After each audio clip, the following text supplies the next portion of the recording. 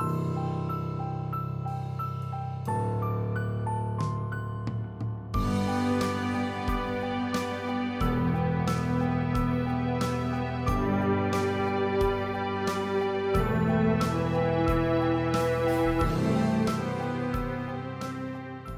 novo, aqui com você, meu irmão, minha irmã, nessa nossa conversa rapidíssima sobre a carta de São Paulo aos Gálatas. Lembrando mais uma vez, setembro, mês da Bíblia, a proposta de aproximar o povo do livro sagrado, né? Através de uma motivação, através de campanha, né? Mas como eu disse no final do último encontro, não podemos centralizar a nossa vida em relação à palavra somente no mês de setembro. A Bíblia tem que fazer parte do nosso dia a dia, né, das nossas necessidades, das nossas atividades. Então, conhecer, né, a história é muito gratificante. Nós estamos falando da história de um povo habitante da região da Ásia Menor, né, mais circunscritamente na região da Galácia, os Gálatas, por onde Paulo, né, passou 2 vezes, criou laços com aquela comunidade e, conforme era, né, do seu perfil, o zelo, né, pela comunidade que ele constituía, e ele então escreve para saber como é que eles estão vivendo o evangelho anunciado por ele. E ele descobriu que nessa região havia lá uma contenda criada pelos judaizantes.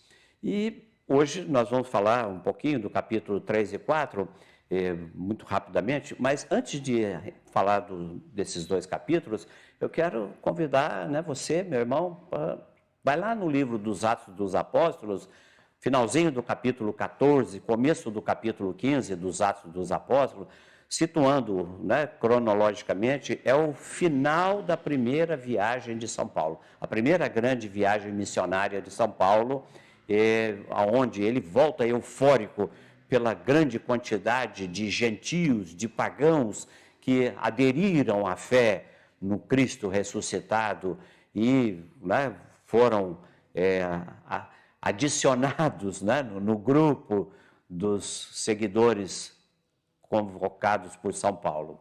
Só que, na transição do capítulo 14 para o capítulo 15, aparecem esses personagens que nós estamos referindo a ele, os judaizantes. Algumas pessoas vindo lá de Jerusalém estão incomodadas com essa prática de Paulo de converter pagãos, né? E eles começam uma campanha para que esses batizados por São Paulo fossem questionados e que eles não viam com legitimidade o batismo de adesão desses pagãos, que somente poderia ser batizado, né, incluído no grupo dos seguidores de Jesus, aqueles que tivessem, né, ou por fazer parte do povo, ou por estar, né, vivendo a prática do judaísmo na observância das leis e dos costumes. E então isso gera um impasse. E como o capítulo 3 e 4 fica bastante centralizado nisso aí, eu gostaria de também falar do que aconteceu com Pedro no capítulo 10 e no capítulo 11, quando Pedro recebe uma ordem, né, para que ele fosse à casa de Cornélio, e lá na casa de Cornélio, ele, né, que era um pagão, um centurião romano, temente a Deus, com ele, né, e a sua família, e Pedro entra na casa daquele pagão. Isso já era, né, já era algo ilegal, de acordo com os preceitos judaicos.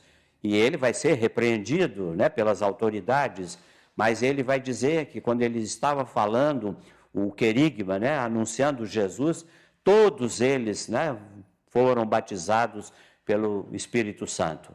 E aí ele vai se defender diante dos seus questionadores. Ele vai falar: como é que eu posso negar alguma coisa que já foi dada pelo Espírito Santo? Com que autoridade? Então ele, de certa forma, usando uma expressão, quebra as pernas, né, das autoridades que viviam essencialmente, né, pelo rigorismo, pelo legalismo da tradição mosaica. E Paulo vai pelo mesmo caminho de Pedro, né, fazendo surgir novos cristãos a partir dos gentios. Não é à toa que ele é chamado de, né, o apóstolo dos pagãos, o apóstolo dos gentios.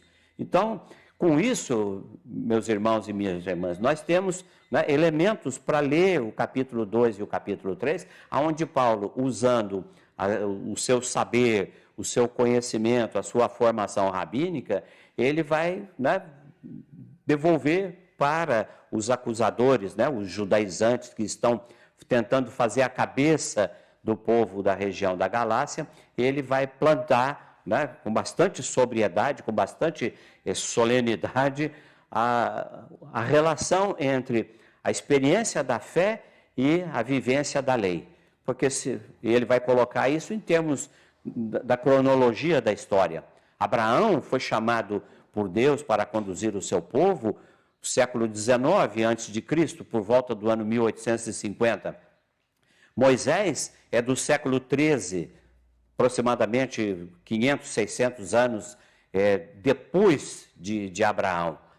E Abraão, a Bíblia é claríssima, ela fala, ele foi justificado pela sua fé.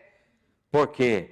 Né? Ele não foi justificado pela observância da lei, até mesmo porque a lei ainda não havia sido oferecida para o povo. Ele foi justificado por conta da sua fé.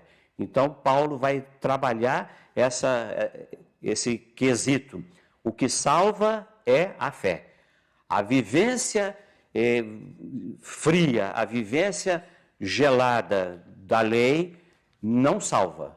Ele é categórico. E Paulo fala disso também, meu irmão, minha irmã, ele fala disso na carta aos Romanos, no capítulo 8, ele trata desse mesmo assunto que ele fala na carta aos Gálatas, ele fala na carta aos Romanos. Né? A lei, ela serviu para levar o povo até Jesus Cristo. Por isso ela é chamada de pedagogo. O pedagogo era um escravo da família judaica que tinha por obrigação levar o filho pequeno até a escola, cuidar, né? Então a tarefa dele era, chegava no portão da escola, acabava. Então a lei trouxe o povo até Cristo. Quando Cristo veio, a lei de nada mais serve. Por isso que Paulo vai dizer, circuncidado ou não circuncidado, né? O que salva é a redenção estabelecida por Jesus. Leia capítulo 3, capítulo 4 e as referências que nós mencionamos. Fiquem com Deus. Frei Galvão, rogai por nós.